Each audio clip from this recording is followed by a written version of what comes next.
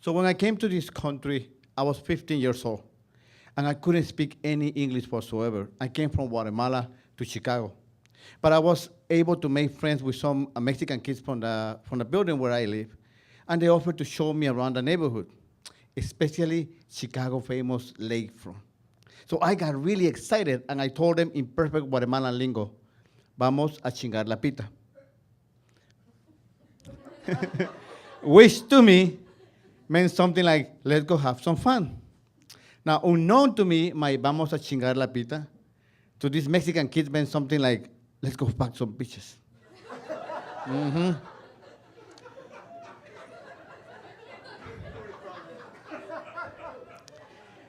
Talk about first impressions, right?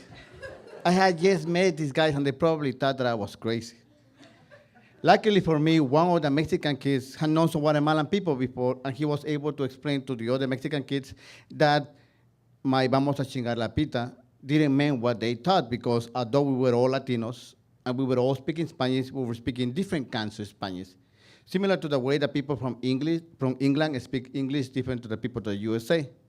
So we were able to clear that misunderstanding, but not before the youngest kid from our group started to sing a little song. Vamos a chingar la pita, vamos a chingar la pita. And when we tried to tell the kid to stop saying that, he said he didn't mean anything bad.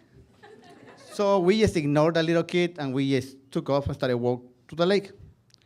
Now, at my hormone-driven age of 15 years old, when we approached the lake, I didn't notice the lake.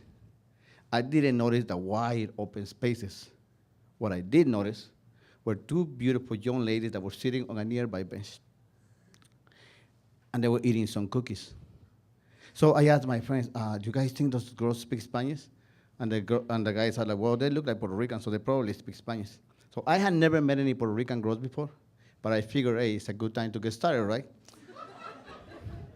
So I walk in front of the group of my friends. I left my friends a little bit behind, and I approached the girls.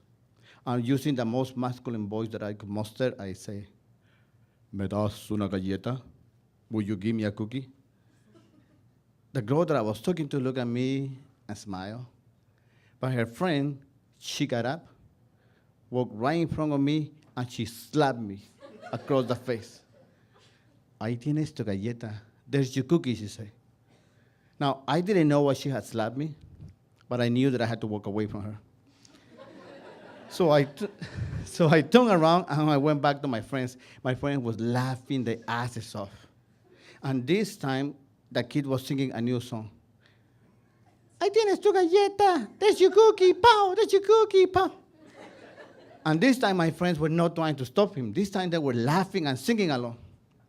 Finally, they stopped laughing long enough to explain me that to a Puerto Rican, galleta not only means cookie. To a Puerto Rican, galleta also means to slap somebody. And that was probably why the girl had slapped me, because I had asked her for a galleta. And I thought to myself, damn, this is going to be really hard. Not only do I have to learn to speak English, I had to learn to speak Spanish all over again. Suddenly, I felt somebody touching my shoulder, and I turned around, and it was the cookie-eating girl standing in front of me. She offered me a cookie, a real cookie. And she wrapped it on a little paper napkin.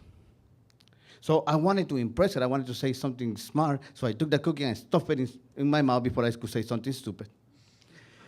And I was still thinking what to say when I noticed that the paper napkin had some numbers written on it. Mm-hmm.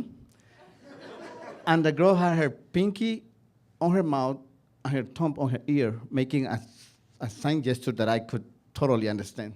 Call me, it meant. So as she walked away, I turned around and I showed the paper napkin to my friends that were still laughing at me. And they stopped laughing immediately. And they looked at me with a mixture of surprise and admiration. And I thought to myself, maybe, just maybe, I'm going to be just fine.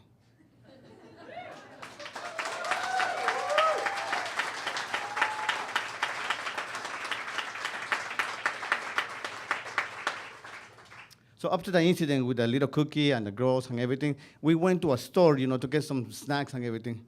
And I didn't know what my friends were telling the guy at the counter as they were paying, but I noticed that when we finished the transaction paying for the stuff, he say, bye, amigos. Like, why is this guy calling? I thought to myself, why is this guy calling us amigos? He doesn't know us. He doesn't know me for sure. And then we kept walking, and as we crossed the street, we like jaywalk in front of a car, and the car honked at us and like, hey, be careful, amigos. I'm like, why are they calling us amigos? So I asked my Mexican friends, I'm like, why are they calling us amigos?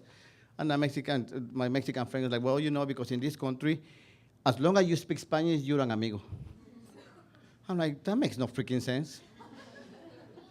Because I'm from Guatemala, and I had already learned that Mexicans call each other's way. People from Argentina call each other something else, you know. And we, people from Guatemala, we call each other boss. But we never refer to each other as amigos. I found that very strange that they were calling us amigos when we never call each other amigos.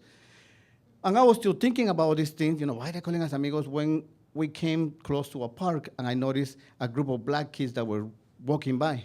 Now, I knew that there were black people in Guatemala, but I had never seen any black people in Guatemala, and I had never seen any black people so close to me. So I look at my Mexican friends and I say, hey, son negros. And one of the black kids turned around immediately and he's like, did you just call me the N-word?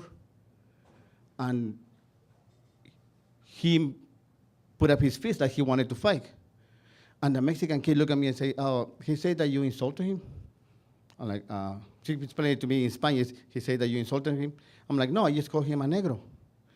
And the guy, the black kid said, like, hey, you call me the N-word again. Now, see, in Guatemala, we speak Spanish. And I was only using the translation from Spanish from black to negro, which is the right translation. We had taken history class, and we had learned about the civil rights movements and slavery, but the translation of certain words were just lost in translation. We didn't understand the meaning or the bad meaning.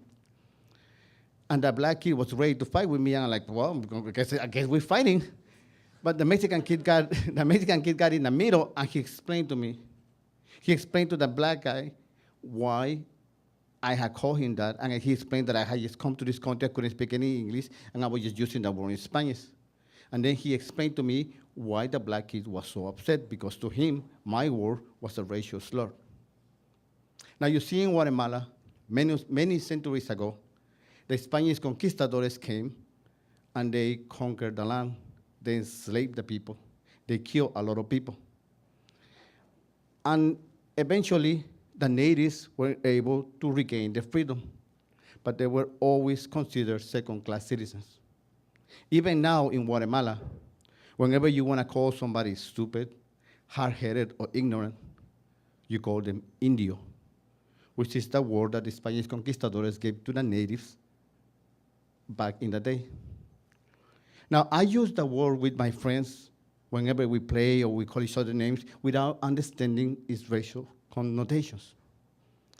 When I was 10 years old, my grandmother, who used to live here in the United States, moved back to Guatemala, decided that she was going to retire. So my parents decided, hey, now she could take care of the kids, we're going to Chicago. And they left me and my siblings in the care of our grandmother. But my grandmother was not used to life in Guatemala anymore. She wasn't used to the poverty.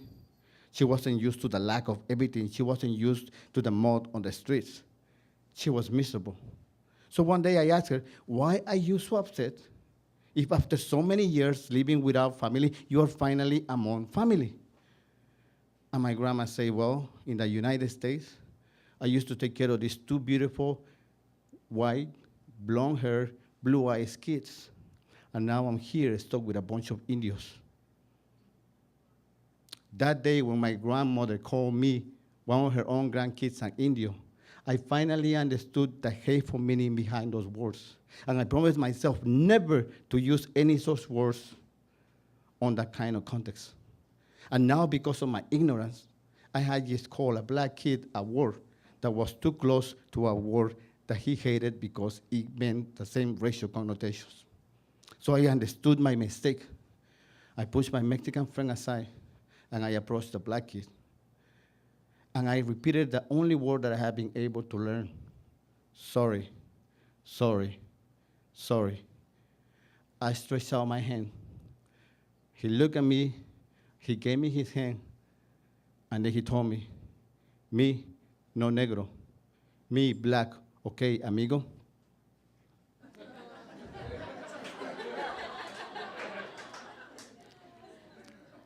Me, no amigo. Me, friend, I responded. And as we shook hands, in spite of the fact that we didn't understood each other, in spite of the fact that we spoke different languages, in spite of the fact that we had been raised in different countries, in that moment, we did truly understood each other. Thank you.